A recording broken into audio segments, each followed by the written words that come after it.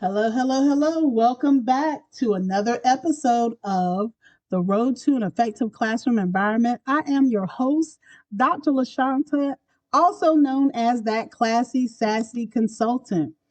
And today we are looking at the topic writing an effective learning intention. And this is one of the most important parts of lesson design, but sometimes this is the part that gets overlooked or is not done thoroughly so that student learning is the focus. So, by the end of this episode, you will be able to define what a learning intention is and identify key components and start writing your own with clarity and purpose. So, in the last episode was about visible learning in the CTE classrooms. And so this is a it's almost like a part two. It's almost a 1.5-ish. But this topic ties in well with the last episode. But keep in mind that the learning intention does not have to be just for the CTE classroom. So the learning intention, success criteria, which we talked about in the last episode, those two go together. This is not just for the CTE classroom, it is for any classroom environment. So this episode is for any classroom environment. But just as always, if you listen to any episode in which it says that it's just specific for a particular area, keep in mind that a lot of those topics, a lot of what is discussed, it can carry over into another realm. So just keep that in mind. This podcast is very flexible when it comes to the type of teaching and learning that is given in the broadcast. Okay. So, we're looking at writing an effective learning intention. So, the learning intention, it answers the critical question of what do I want students to learn? It's not just about what students are going to do, but it's about what do I want the students to learn by the end of the lesson. The learning intention is focused on learning and not the activity or the task that the students are involved in. So I can remember when I was in the classroom as a social studies teacher, and we had objectives, and many states and districts, school districts, they still go by learning objectives. A learning intention is different from an objective in that, again, it focuses on what we want the students to learn. An objective will give you topics that will be covered, but it doesn't focus on how that topic is going to be learned by the students. That is the difference.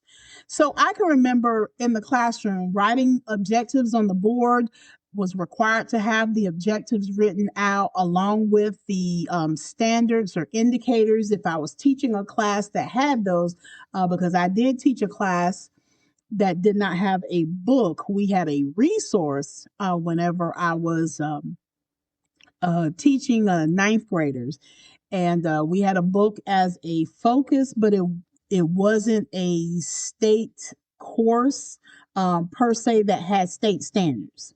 But it was a freshman focus. It was a class that helped students, and so we focused on Stephen Covey's seven highly effective habits. But that was the book for that class. There were no indicators for that, so there wasn't an expectation to have that on the board. But as a classroom teacher, I remember having the objectives, having to write those up, also having to have an agenda, and an agenda focuses on what task from the time that you come in the classroom until you end, what tasks the students are doing. Now, is that information important? Of course it is. It is important to know as a classroom teacher what you want your students to do while they're in that classroom setting for either that class period, or it may be something that's going to carry on until the next day, or it may carry over the next week or month if you're doing any type of project-based learning. So agendas are fine, agendas are good, but that is more so and should be more so in my professional opinion, so more so for the teacher, and staying on task and what it is that she wants the students to be able to do. The learning intention focuses on what the students are going to learn by the end of that lesson. So, for example, here's an example of a task that could be written, or an activity that might be a part of an agenda. You may have it, and this could also be someone's attempt to writing a learning intention, because I've seen some learning intentions written like this. So this is an example of what is not a learning intention. Students will complete a worksheet on ecosystems. That is not a learning intention because it focuses on a task, and the task is the students completing that worksheet. Just because the students complete the worksheet does not mean the student has learned anything about ecosystems. And also, what is it on that worksheet that students are going to learn about ecosystems? Is it just that ecosystems exist? What are the details? So that's not a learning intention. To write this in an effective learning intention, or as an effective learning intention, you could say, we are learning to explain how living and non-living things interact within an ecosystem. That is an effective learning intention because it focuses on the students. They're going to be able to explain how living and non-living things interact within an ecosystem. Very, very visible learning. And according to John Hattie, in his book, Visible Learning, when students understand what they're learning and why, their progress can double. And that's important. That is the power of clarity. And in the last episode, I touched on clarity. We're going to talk about what teacher clarity is and go into some more detail. And that way you can see the entire picture when it comes to visible learning, because teacher clarity was one of John Hattie's first concepts and ideas that was shared, or at least that I learned about before transitioning into learning about visible learning. Okay. So now let's take a look at what makes a learning intention effective. Let's unpack that. So there are 3 ways to know whether or not your learning intention is effective. The 3 things are: there is a learning focus, a purpose, and then looking at the language of it. So let's break each one of those things down. Learning and focus. The learning focus is about what concept or skill is being learned. What is it that the students are learning? What is the skill? What is the concept that they will learn by the end of that lesson? The purpose is, of course, why does it matter? And this is given clarity as to the reason why this particular skill or concept is being learned. And it goes far deeper than you're learning this for a state test. It goes far deeper than you're learning this so you can earn the credit for this course so that you can graduate high school or move from one grade to the next. The purpose goes back into the concept or skill and why it is being learned. And it goes deeper than just those things I just said. It goes deeper than just those surface values. Now, that is not to demean getting a high school diploma, going from one grade to the other, because we know that that's important as our students, they transition from grade to grade. But when you focus the learning around and you give them an authentic purpose that will help them to understand, an authentic purpose. Why does this matter? Because our students will come to us and say, I'm never going to use that. I'm never going to use this in my life. And there were times in which, as a student, I said that. And then when I became a teacher and I was presented with that same statement, or students would question, why do I need to know this? Many times my answer was, because you need this for this builds to the next chapter, And they would be like, oh, no, no, no, no, Miss Sarvis, I need to know why I need to know this. I'm not going to do that I'm going into something else. And so then it became uh, a conversation.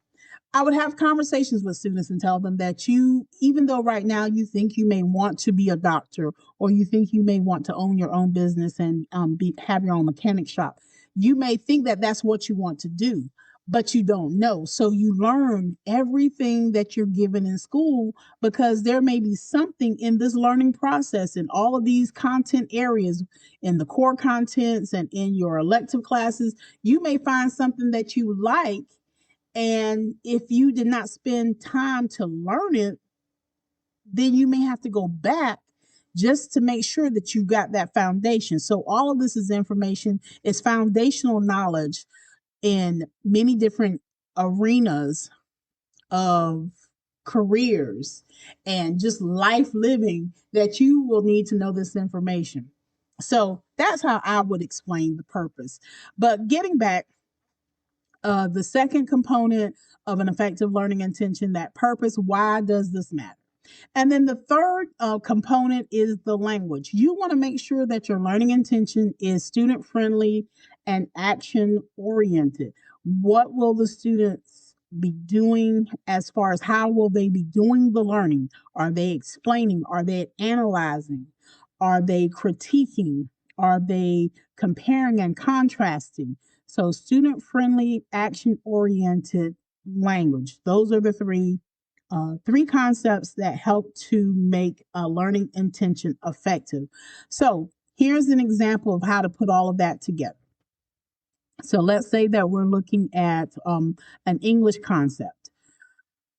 The learning focus, let's say the concept we're looking at, main idea and non-fictional text.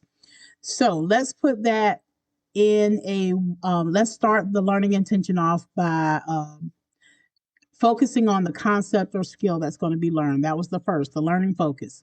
So we are learning to identify the main idea in a nonfiction text. That's the learning focus. The skill is identifying main idea, nonfiction text. All right. So when we add the purpose, so let's say the purpose is so that we can summarize information accurately and build comprehension skills. All of those two sentences, or it's one sentence and it's broken down into two parts. So both of those phrases are student friendly and they're action oriented.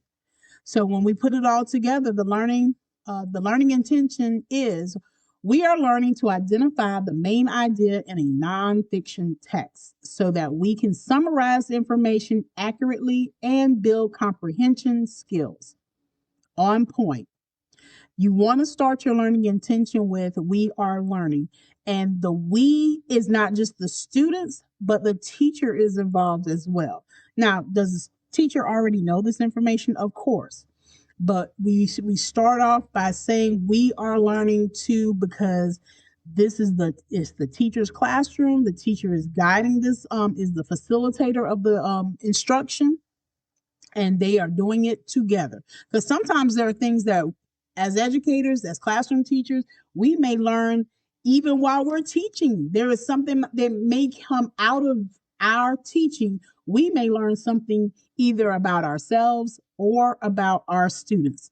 So that's one tip, is to make sure you start your learning intention off with we are learning. And then when you're saying, when you start off with that phrase, it helps. As I said, it helps with a shared ownership of learning, because again, as the teacher in that classroom, you learn about yourself and you may learn more about your students. So it's a learning process all around. Students are learning as well as you are learning. So we're looking at learning intention, but we can't talk about learning intention without touching on success criteria just a little bit. So if you were with us in the last episode, the success criteria, it focuses on how will we learn what we've learned. So How will we know that we have learned what we need to know? So let's take a look at let's say we are looking at, we're still going to stay with the English topic, or this could be a topic within a theater class or character education. If you're looking at individuals. But let's take a look at this learning intention and what the success criteria would be that would go along with it. So, the learning intention is we are learning to analyze character development. Okay, we are learning to analyze character development. So, what could some success criteria be with that? You want to keep your success criteria down to 2 to 3. You don't want to have too many. And we're going to talk about what are some pitfalls whenever we are creating our learning intentions along with our success criteria. So, our learning intention, again, just to restate, we are learning to analyze character development. So, a possible success criteria could be I can describe how the character changes. I can use text evidence to support my explanation. So, this success criteria aligns with the learning intention because the intention is about character development. A part of character development is looking at the changes within the character, using text evidence to support that explanation. That goes deeper into analyzing the character whenever you can put text support or text evidence to your explanation. So this is a very sound, these are sound success criteria that aligns with that learning intention. So let's look at the pitfalls and let's talk about what are some mistakes that we can make or that could be made when you're writing these learning intentions and success criteria. And I've seen this in classrooms, and I've seen just looking through various examples of when I went through training and staff development on visible learning. If you have learning intentions that are confusing, um, they're confusing because you have too many. That's one confusion. When you have too many, then it can throw the focus off for the students as far as what they're actually going to be doing today. So having confusion also could be if you are focusing so much on what you want the students to be able to do as far as the activities that you have involved for them, confusing the task and thinking the task is the learning. The task is not the learning. The task is the end product, and it can spotlight what the learning that the student has learned, but the task itself is not the learning. So one common mistake is confusing task with learning. Also, if you are using verbs like understand or know that are not words that are very descriptive as to what you want the students to do. And this even goes back, I can remember when I was in the classroom where understand and know were acceptable. They're words that are in Bloom's taxonomy. They're DOK 1. Uh, and understand can be a DOK2 if it's paired with another verb. So you want to make sure that you stay away from words that are more of the DOK ones unless you're pairing it with another, whether it's a DOK2 or DOK 3 verb. And of course, we do have DOK levels. Bloom's taxonomy, it does go up to DOK 4 when you're talking about evaluate, synthesize, and creating that type of thing. So make sure that your verbs are not vague. And if you have a verb, if you're going to use words like understand, pair it with another DOK level verb that's a 2 or a 3. Also, if you are overloading your lessons with multiple intentions, If you have more than two learning intentions, then that can be a lot of content. And you may be thinking, okay, well, I have 2 hours in class. I have a 2 hour class. If you have a 2 hour class, you can still focus on one intention, and you can still get through what you need to get through with three success criteria. I know that in some, and 2 hours is you may be thinking, oh, that's more college like, and there are of course you have some college courses that may be 2 hours, but this is more so CTE. There are some CTE classrooms that are 2 hours long, and so there is that um the best way to put it, there is that temptation to do more in that time frame. But again, you have to be strategic about that process. And in CT classrooms that are 2 hours long, or if you have block scheduling that are an hour and a half, you really have to be strategic as far as what you're doing, because you still don't want to teach. Do have You still don't want to have more than 20 or 30 minutes of direct instruction. If you are going over 20 or 30 minutes of lecture time, direct instruction, then you are going to lose the students. You can lose the students because they need to be engaged. They need to put their hands on things, manipulate items, be able to talk to one another, share, reflect. So just be mindful about how long direct instruction goes, because there's always that temptation to try to go longer if the class is more than 50 or 60 minutes. And so, again, some of those pitfalls, just to reiterate, confusing the task with learning, confusing task with learning, using vague verbs like understand or know, and overloading the lessons with multiple intentions.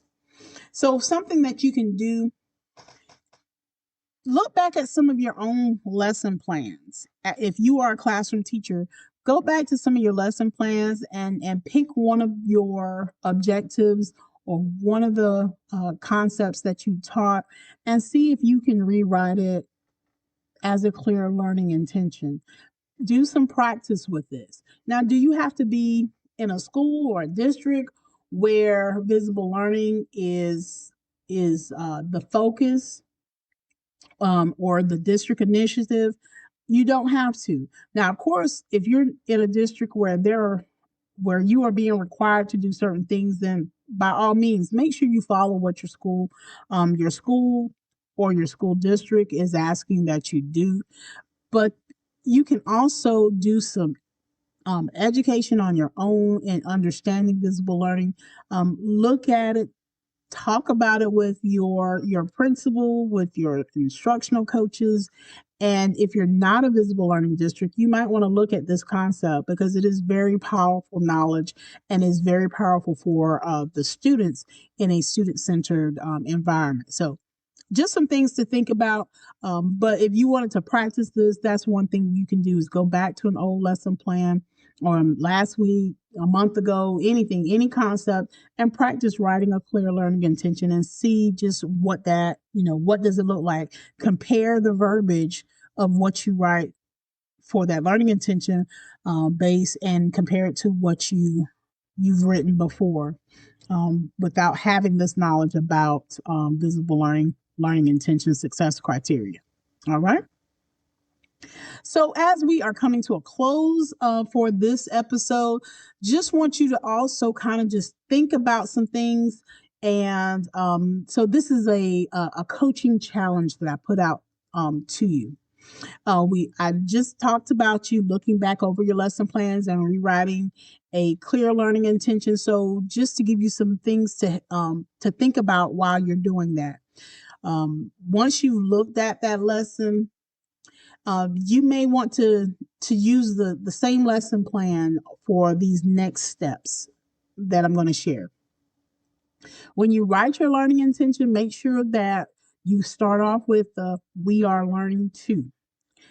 Then make sure that you add, after you've gotten that learning intention and it's clear, and you've gone up, you have the learning focus, you talked about the purpose, and the language is student friendly. Once you've written that, then make sure that you add 2 to 3 success criteria in which you start off with I can, those I can statements.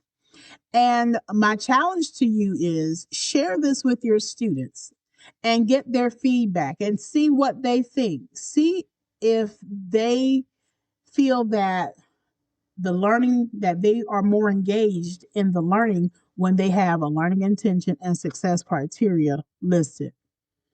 Look to see how the engagement changes. You might want to uh, do a trial run once you've written your learning intention, success criteria. Let's say you want to do it for one lesson. Do a trial run, put it up on the board, make sure that you refer back to it throughout the lesson. So that's another part of visible learning that I talked about in that last episode, is making sure that a part of this is not just putting something nice and pretty up on the board and you're saying something about it one time, but it's about going back to those concepts and going back to what you've written so that students are reminded this is what we are going to learn today. This is what you should be able to do, by what you should know by the end of the lesson. This is what you should know by the end of the lesson. So make sure that you refer back to those things. You might, as I said, doing a trial run, put up your learning intention, success criteria, and then get feedback from the students and ask them, how did the learning today feel? Was there any difference in what we did today versus last week? And you will be surprised in some of the responses from your students. So put it to practice, try it out. I would love to hear how everything goes. So if you would like to share and let me know that you did a trial run and how it worked out, then share with me. My email address is lashawnteh6@gmail.com. That's LASHAWNTE, the number 6@gmail.com. I would love to hear your stories about your success and any pictures that you want to share of what you did with your students. This would be an awesome thing just to hear some of the feedback from this episode. So as we close out, just keep in mind that when we clarify the learning for our students, that we are empowering their success. We are empowering our students' success when we clarify the learning. So this is the road to an effective classroom environment. If you want to follow me on any of my social media, you can go to my website, leejanesconsultingllc.com, and you will find my Instagram and Facebook, my Twitter account information. So you can follow me there and keep up and see what the Classy Sassy Consultant is doing, and also LinkedIn. So until next time, stay classy, stay sassy, and keep leading with purpose. Have an awesome week.